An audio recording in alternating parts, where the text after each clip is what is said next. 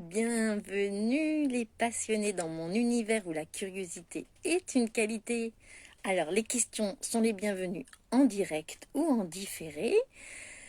Aujourd'hui, je vous parle de mon camping-car parce que si vous avez regardé les stories précédentes, si vous êtes plus ou moins en direct, coucou Tara, contente que tu sois là. Eh bien, si vous avez vu mes stories précédentes, j'accompagne mes enfants à une compétition de danse pour ceux qui les verront plus tard et qui n'auront pas la référence. Voilà, et donc je prends quand même ce petit temps pour tenir mon engagement. Et puis j'avais envie de vous parler aujourd'hui coucou, de vous parler de cérémonie.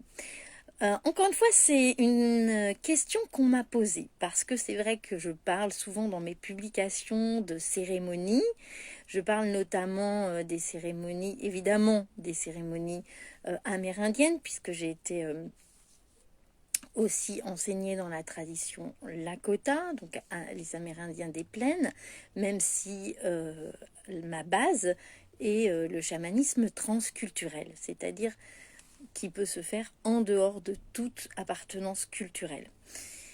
Et les cérémonies, dans notre culture, à nous, justement, la personne qui m'a posé la question me disait les cérémonies, moi je l'associe plutôt au mariage, au baptême, au temps fort de la vie.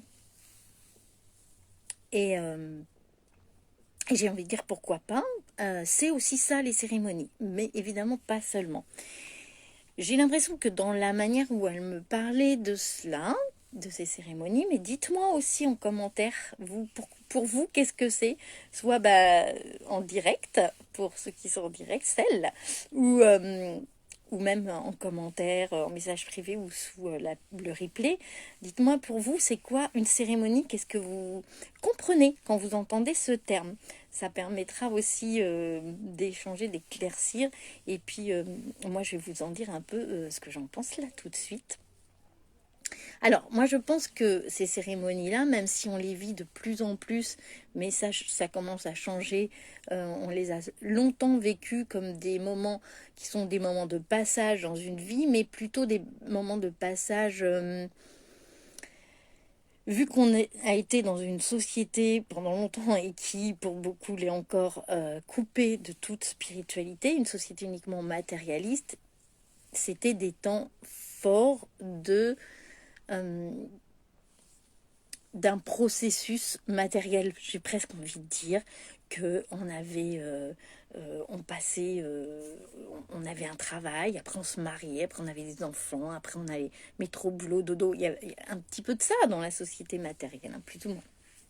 Quand on est que dans le matériel, hein, je ne suis pas en train de diaboliser le matériel, nous sommes incarnés et c'est très bien le matériel.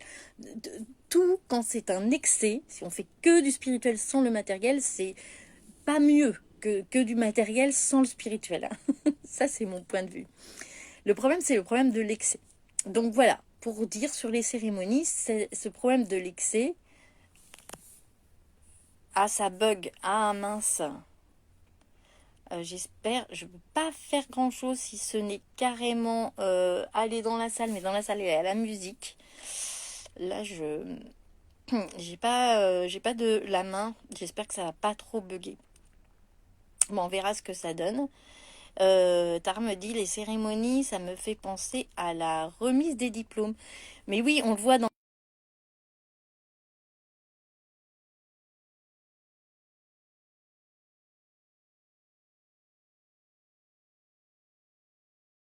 là, hein.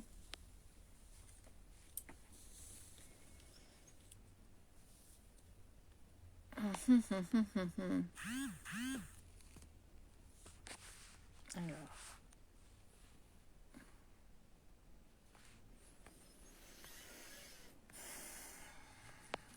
est-ce que c'est possible de revenir? Ah, j'ai cru que ça. Est-ce que.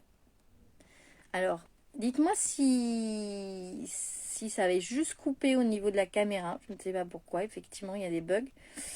ou si c'est revenu en fait, si c'est revenu. Alors désolé pour les problèmes techniques, hein, vous voyez, c'est les moyens du bord, c'est ça aussi, l'engagement. Où que je sois, quoi que je fasse, je serai là. Voilà, donc pour revenir aux cérémonies, Tara disait, mais fais-moi un petit coucou Tara si tu es toujours là, que les cérémonies lui fait penser à remise de diplôme. Et c'est vrai que dans les films américains, même si chez nous ça se fait peu, en tout cas moi je ne l'ai pas connu, on voit que c'est vraiment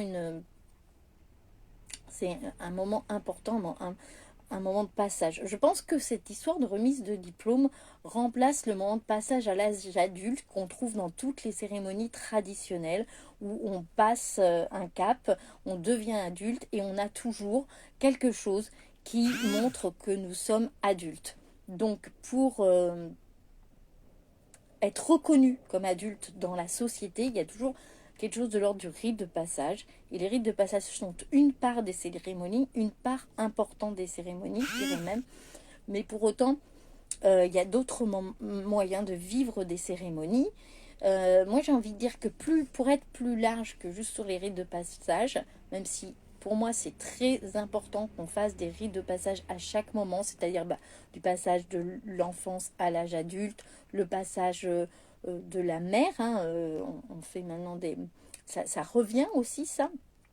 Moi, je pratique des cercles de paroles, des cérémonies adaptées à chaque personne en fonction de ce qu'elle a envie, ou alors des sudations pour faire ces temps de passage, c'est-à-dire de passer, par exemple, de la jeune fille aussi, quand les jeunes filles deviennent femmes, pour passer la maternité, pour passer la ménopause. Voilà, c'est les exemples que je donne, moi, de vie de femme qui me viennent parce que je travaille plus avec des femmes, mais ça peut être aussi d'autres moments de vie, du moment que c'est important, la rémission d'une maladie, bon, on a déjà parlé de la mort, on ne va pas revenir, mais c'est l'enterrement est aussi une sorte de rite de passage, ou en tout cas les obsèques.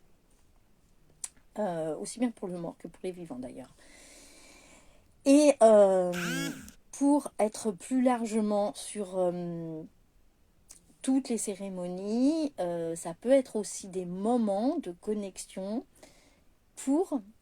des moments de connexion, soit aux éléments, soit à la... Je vois que ça revient, donc je me dis ça marche, parce que j'ai été coupée. Donc bienvenue, dites-moi si ça bug. Du coup, ça m'a un peu perturbée, hein, ces interruptions, bien sûr. Donc, le fait d'être d'être en cérémonie, on va avoir un temps particulier, on va avoir une gestion de l'espace, on va avoir des choses qui sont demandées. Mais ce qui est demandé, c'est très vaste et ça peut être très simple. Ça n'est pas pour autant moins puissant, bien au contraire. Mais ce qui est demandé souvent, c'est de porter attention à tout ce qu'on fait. Et pour moi, c'est là où je veux en venir aujourd'hui, ce que je veux apporter. C'est pour moi la cérémonie, c'est un temps de reconnexion à soi-même, de prise de conscience de comment on interagit avec ce qui nous entoure, d'être dans une certaine énergie, de s'extraire un petit peu du brouhaha du quotidien pour mettre de la conscience. Mais, je le dis dans toutes les cérémonies, mais pour moi, la vraie et la plus difficile cérémonie, pourtant je fais des cérémonies assez difficiles et challengeantes, j'en parlerai lors d'un autre live, mais la plus difficile cérémonie, c'est la cérémonie de la vie. Et ces cérémonies qu'on vient expérimenter à des temps forts de la vie ou régulièrement pour se purifier également. Bonjour Victor, pour se purifier. Alors, dans ce qui arrive maintenant, hein, dans le replay, vous verrez, il y a eu un bug. Hein. C'est parce que je ne suis pas chez moi et la connexion n'est pas bonne. Mais j'espère que le message passera. Donc, je disais que la cérémonie la plus importante, c'est la vie et que les cérémonies sont faites pour prendre conscience, pour s'extraire du brouhaha de la vie et en s'extrayant du brouhaha de la vie, arriver à pouvoir mieux se connecter à soi-même et aux autres et à pouvoir ramener ça le plus possible dans notre quotidien. Et puis, comme on est emporté par le temps, le faire, etc., revenir à la cérémonie, qui a un temps plus d'être aussi, hein.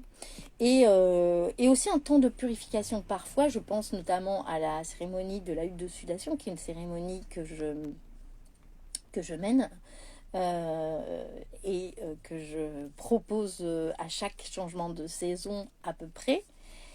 Bonjour, et donc j'arrive presque à la fin là. Donc à chacun de ces moments, que ça soit des purifications, que ça soit des rites de passage, que ça soit des temps pour soi, des temps de connexion à son être, ce qui est important, c'est pour moi que ce ne soit pas juste une parenthèse, mais que ce soit un petit peu le, le temps qu'on va utiliser pour mettre en conscience, mettre de la lumière, purifier et ramener tout ça dans notre quotidien pour, comme le disent les Amérindiens, pour pouvoir le plus possible marcher notre parole, c'est-à-dire pour pouvoir le plus possible être en adéquation avec notre être, justement, et pouvoir être aligné, c'est ça, marcher sa parole, c'est d'agir en fonction de ce qu'on dit, donc d'agir aussi en fonction de nos pensées, d'aligner nos pensées et nos actions. Et pour moi, les cérémonies servent principalement à ça. Et c'est pour ça que d'aller dans une cérémonie et puis juste on s'est purifié tranquille, juste après on va s'enfiler une bouteille de vin. Je ne suis pas contre du vin de temps en temps, mais vous voyez l'idée, quoi. Si on va juste après complètement se faire l'inverse, ça n'a pas de sens.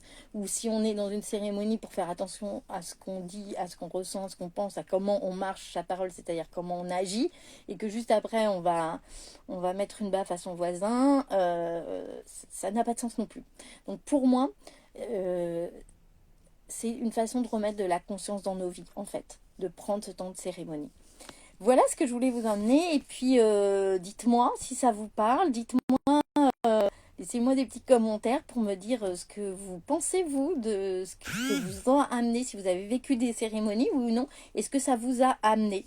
Voilà, donc eh bien, je vais vous laisser profiter de votre week-end. J'espère que vous en profitez pour pour vous reposer. Si c'est pas le cas, j'espère que vous avez du temps un peu plus tard dans la semaine. En tout cas, moi, je vais rejoindre